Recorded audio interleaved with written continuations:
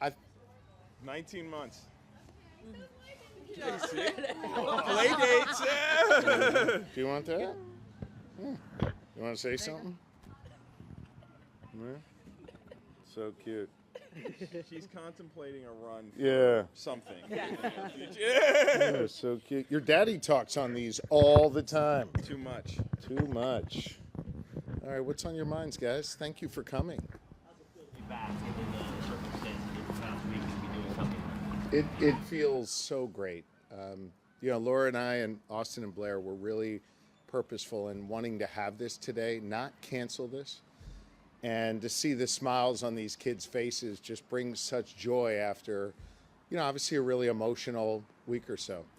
At the time we're out here right now celebrating with these kids, celebrating Easter, hunting for Easter eggs, there's a huge crew inside that DGS is leading, continuing to clean, continuing to get the place together, doing demo on that side of the house so we can get people back in this house as quickly as possible. So really just want to thank the kids for being here, for bringing joy in our lives, and thank this crew that's been working literally around the clock for the last week. They're doing great work. Do you have an estimation on when it's going to be finalized since they've been working around the clock? It'll be in different stages. I'm hoping to sleep here at some point this week, getting the sort of residential quarters, back in order.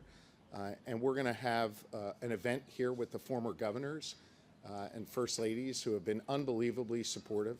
That event will be early May, so we'll welcome people into probably the first floor of the house right behind me, just this section, and utilize the outdoor spaces. And hopefully by some point midsummer, we'll have the state dining room and the areas that were really destroyed back up and running.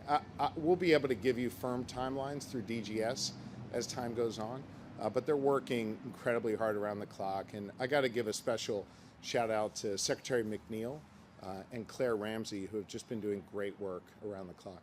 We can see some of the progress. We can see the dumpsters out Yeah. in front, and we can see some of the workers going back and forth. But there's probably a lot that we can't see going on behind the scenes. Is the security tighter here? They're working through a process now where they learn from what occurred, make changes to both what I'll call the infrastructure and the systems that we employ. We have a third party who's come in to conduct an independent review. Former Colonel Jeffrey Miller of the Pennsylvania State Police, who went on to lead security at the NFL and do many other things in the security realm. So I think between the work of the state police, the work of the independent reviewer, we're going to come through this much stronger. I've said many times, I think, Lauren, maybe even to you the other day at the firehouse, that I have confidence that they can keep me and Lori, our kids, Harper, Austin, and Blair safe. And I have confidence that they're going to learn from this experience and make our systems even tighter. I talked the other day to former Governor Ray Brown, who said, it's a shame to have to do this, which could increase manpower, increase the number of troopers. He says it's a shame because that takes them from somewhere else that you might want them, but you have to protect the governor. Will there be more manpower? Again, I think it's best to let this process play out, for them to make determinations as to what's needed, both from an infrastructure perspective and a systems perspective. I'm confident that when they present their findings to the four of us and to our team, that we'll make the necessary reforms to keep everyone safe. What input will you have when you guys make those reforms? I didn't hear your question. Sorry, what input will you personally have when they make those reforms? Look, it's a collaborative process, as it is every single day of our lives when we travel around, all four of us, five of us, with state police protection detail. Every day there's dialogue, every day there's back and forth. Obviously some systems are going to need to change here, particularly at the governor's residence. They'll present their findings to us, and it'll be a collaborative process then as well. But before we switch topics, let's just stay on this. I'll come back to you though. Okay? You mentioned you'll be sleeping here. Yeah, soon. I mean, Yeah. do you feel, are you going to be comfortable doing that when somebody will be here for a week? I will be, yes. I'm not going to live in fear. I'm not going to live in fear, and I'm not going to let the fear of, I'm not going to live in fear, period. And I'm looking forward to getting back here. I'm very comfortable here. I'm grateful for the honor the people of Pennsylvania have given me and Lori and our kids to live here. And we consider it our responsibility as temporary stewards of this wonderful home to not just live here, but to welcome people here. That's why we're having this Easter egg hunt today, while we'll have this event with the former governors and others in early May, and why we hope to be getting back to our regular routine here as soon as possible. Does it still smell like smoke? Is it like kind of going on? Yeah, they've done a great job. We walked around briefly earlier this morning. It does not smell like smoke in the kind of the living quarters area. We're right here on the first floor.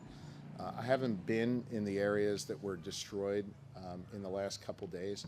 A lot of demo is going to be going on in there over the next few days, and I would expect, I'm not an expert in this, but I would expect that as you take out the charred remains, as you take out the walls and the ceilings that had both fire and smoke damage, that the smell will dissipate even more.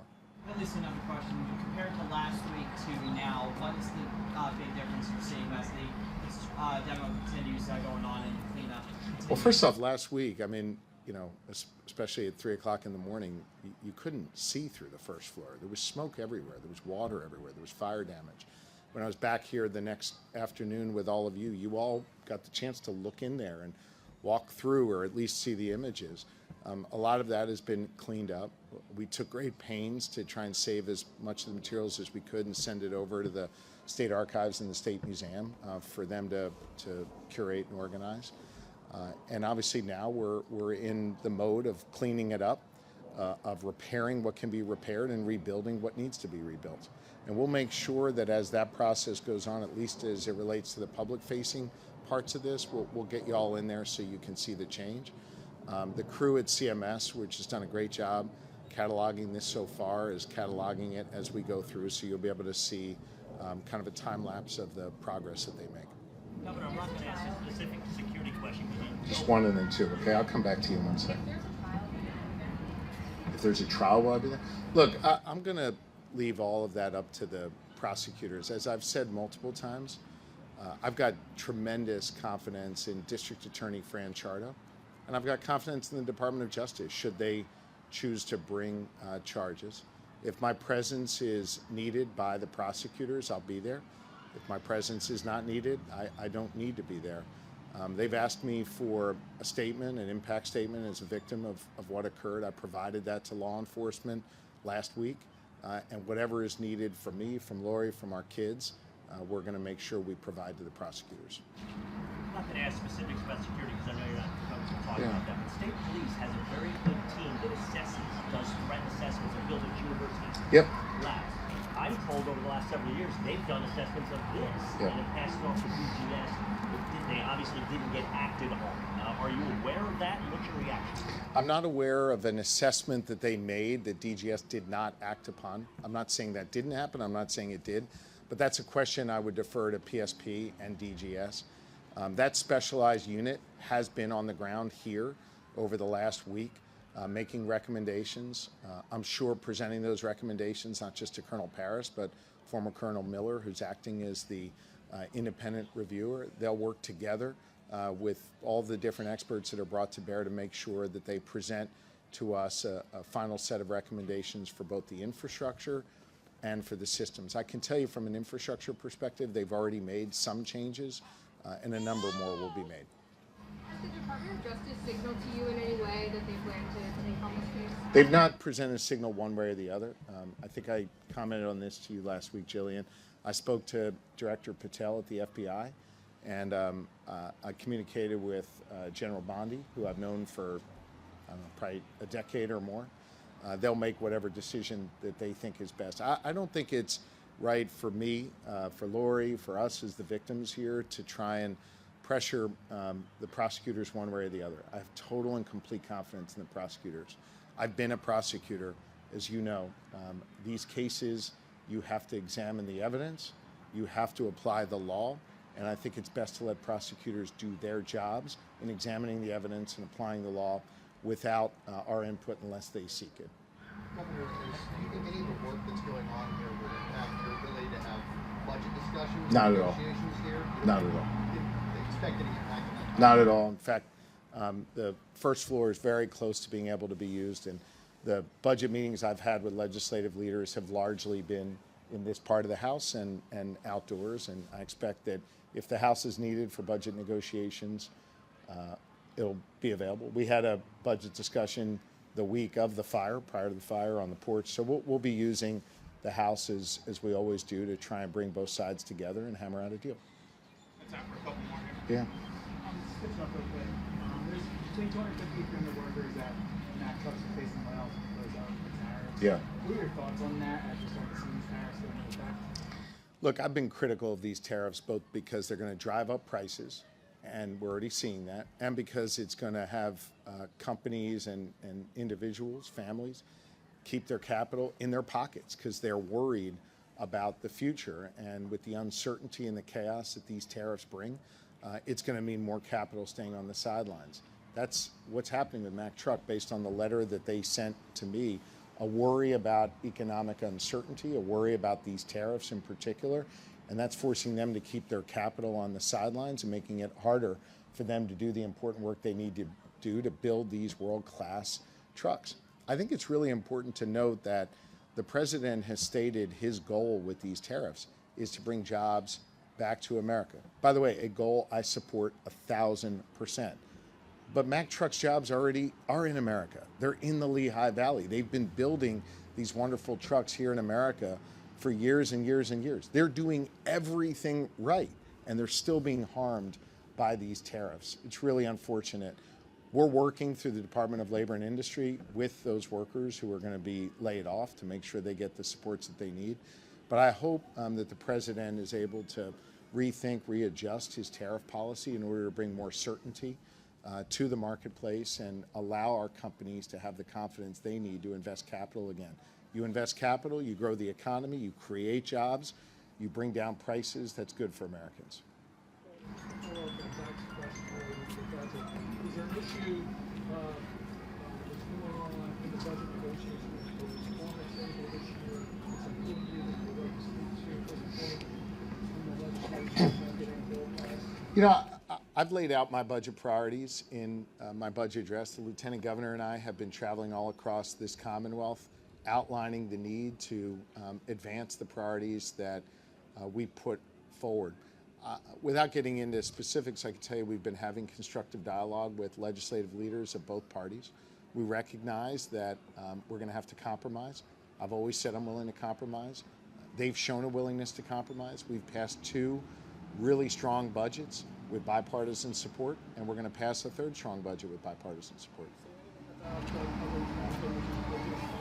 I'm sorry, can you? I've made clear for 3 budgets in a row now it's important to get something done on public transit. Leader Pittman's been clear that he's open to it, provided roads and bridges are part of the conversation. I've said for 2 years now that I welcome adding funding for roads and bridges. I'm proud of the fact that we repaired more structurally deficient bridges than any state in the entire country last year. I want to keep that record going, and the way we do that is by investing. So I hope in this budget we'll have a robust plan to invest in mass transit all across the state, along with roads and bridges. Thank you. Will this budget see more money to DGS to pay for whatever security? Yeah, DGS is going to provide an accounting for the cost to both the DGS side of this, what costs are borne by insurance, what costs are going to be covered through the fundraising work that the former governors and first ladies are doing. We just don't have a full accounting of that yet, but Manuel will make sure that you have that, or DGS will make sure you have that when the process is complete. One more here. Can you share any more details about your conversation with President Trump last weekend? Yeah, I appreciated that the president called me kind of mid-morning on Saturday. I actually didn't take his call because it came from his cell phone, and I didn't have that number in my phone, so I didn't know who it was. As soon as I heard his message, I called him right back.